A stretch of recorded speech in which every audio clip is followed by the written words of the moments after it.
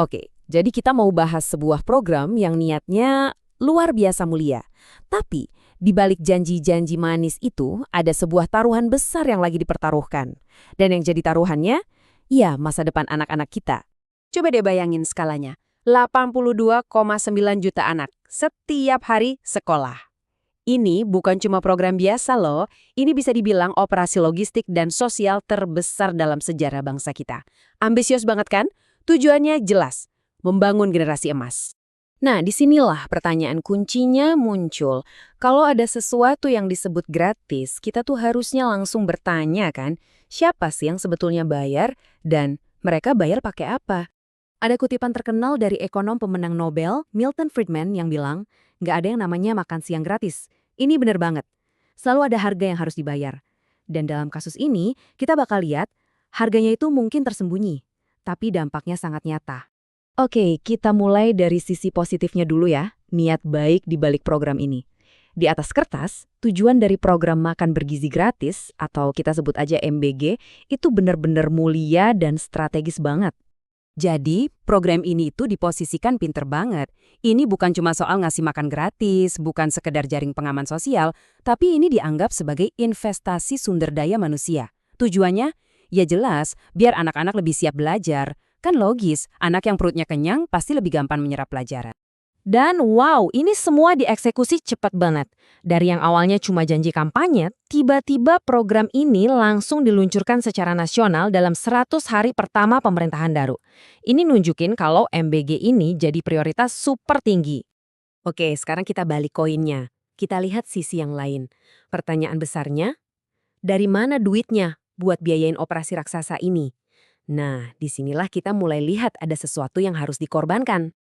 Angka-angka ini, jujur aja ngomongnya keras banget.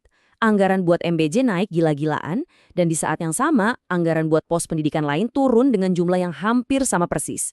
Jadi ini bukan uang baru ya, ini tuh kayak mindahin uang dari satu kantong ke kantong lain di dalam jaket yang sama, jaket anggaran pendidikan. Nah, ini dia poin paling pentingnya.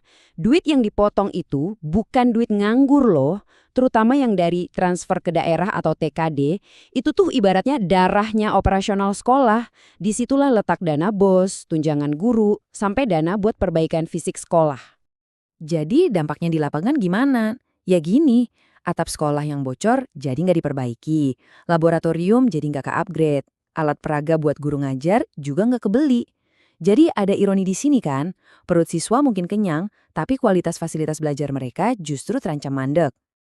Kalau masalah anggaran tadi itu kayak bom waktu, nah masalah berikutnya ini ledakan yang terjadi di depan mata kita semua. Ternyata implementasi di lapangan itu jauh lebih ribet dan sayangnya berbahaya. Bayangin, cuma dalam 9 bulan ceritanya berubah total. Harapan yang tadinya tinggi banget berubah jadi ketakutan massal. Laporan-laporan soal keracunan makanan mulai muncul di mana-mana, nunjukin ada masalah sistemik yang serius di pengawasannya. Lebih dari 6.400 kasus. Dan ingat ya, ini baru angka yang dilaporkan loh, aslinya bisa jadi lebih banyak. Ribuan siswa dan guru jadi korban. Penyebabnya macam-macam. Ada yang karena makanannya dimasak terlalu pagi, disimpannya nggak bener, sampai ada yang pakai bahan kedaluarsa. Serem banget. Dan ya, inilah yang terjadi kalau kepercayaan publik udah hancur. Akronim MBG yang tadinya bagus malah diplesetin jadi makan beracun gratis. Ini bukan sekedar kritik iseng loh, ini cerminan trauma dan kemarahan masyarakat yang ngelihat program andalan pemerintah malah membahayakan anak-anak mereka sendiri. Oke, selain masalah keamanan pangan yang jelas-jelas darurat, ada pertanyaan lain. Pertanyaan jangka panjang yang mungkin nggak kelihatan langsung tapi sama pentingnya. Gini deh, makanan yang disaji ini tuh, kalaupun aman, apa beneran bergizi?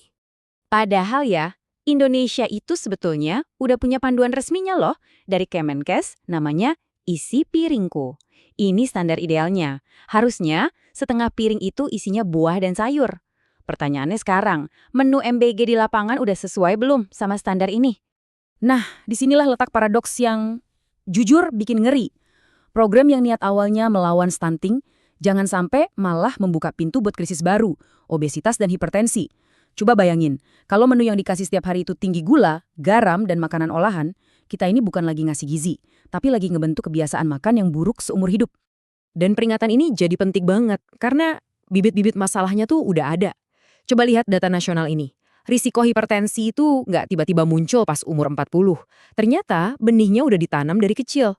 Nah, program MBG ini bisa jadi pedang bermata dua. Bisa jadi pelindung atau malah mempercepat tren buruk yang udah ada. Sebetulnya kita nggak perlu bingung-bingung amat kok. Dunia tuh udah ngasih contoh. Ada jalan yang dipilih Amerika Serikat dengan makanan ultraprosesnya yang ujung-ujungnya jadi pelajaran mahal. Di sisi lain, ada model Shokuiku di Jepang. Di sana, makan siang sekolah itu dianggap sebagai buku pelajaran hidup. Luar biasa kan? Hasilnya, Jepang jadi salah satu negara dengan tingkat obesitas terendah di dunia.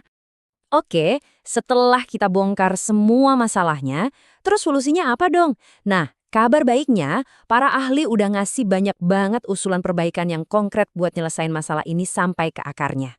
Kunci utama buat mencegah korupsi dan mastiin kualitas makanan itu ya cuma satu, transparansi.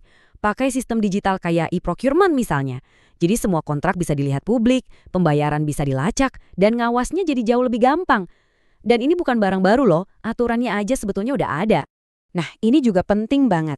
MBG itu harusnya jadi pelengkap, bukan pengganti pendidikan inti. Jadi harus ada jaminan anggaran buat hal-hal krusial, kayak dana BOS dan perawatan sekolah itu nggak boleh diganggu-gugat. Dan yang paling penting, guru itu tugasnya ngajar, jangan sampai malah jadi sibuk ngurusin logistik makaman. Jadi intinya apa? Reformasinya itu harus total, dari hulu ke hilir. Maksudnya, keamanan pangannya dijamin dari pertanian sampai ke piring siswa. Terus, pakai data kesehatan buat nyesuain gizi, dan yang penting juga, libatkan masyarakat, orang tua, buat ikut ngawasin. Ini kerjaan bareng-bareng. Pada akhirnya, kita kembali lagi ke pertanyaan awal. MBG ini program yang niatnya super mulia, potensinya juga luar biasa. Tapi, taruhannya terlalu besar untuk dijalankan asal-asalan. Pertanyaannya sekarang bukan lagi, perlu nggak kita ngasih makan anak-anak kita? Tapi, gimana caranya kita ngelakuin ini dengan benar? Soalnya, kalau sampai salah langkah, harga yang harus dibayar tuh akan ditanggung oleh generasi penerus kita.